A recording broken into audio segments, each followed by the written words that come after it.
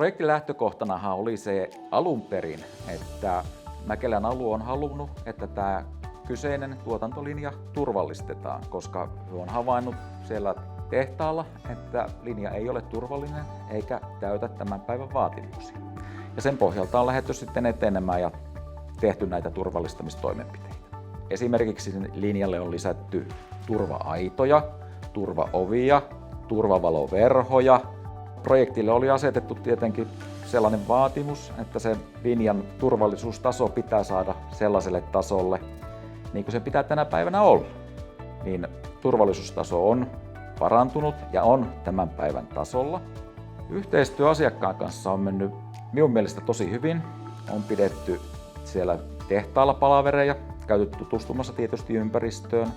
Ja sitten on pidetty Teams-palavereita säännöllisesti ja käyty tilannetta aina läpi. Ja ainakaan näkisin, että Comatekin puolelta ei ole ollut mitään valittamista.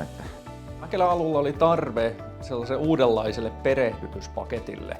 Heillä on ollut varmasti jonkin verran haasteita siinä, että kun ulkopuoliset urakoitsijat tulevat heille töihin, ei ole välttämättä tietoa, että onko heillä turva-asiat kunnossa. Ja tämä oli se lähtökohta, johon me sitten pystyttiin antamaan apua. Tämä sisältö ja materiaali, jota sitten me loppujen lopuksi tuotamme, niin se ei pelkästään ole videota tai kuvaa, visuaalista materiaalia, mutta siihen tulee sitten myös tekstimuotoista sisältöä. Tällä hetkellä siis ohje on meidän omalla alustalla.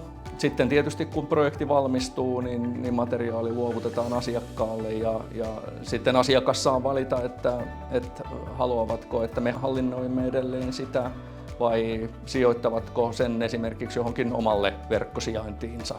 Tähän asti yhteistyö asiakkaan kanssa on toiminut aivan erinomaisesti. He ovat ottaneet meidät sinne tutustumaan, viesteihin vastataan saman tien, materiaalia tulee toivotusti.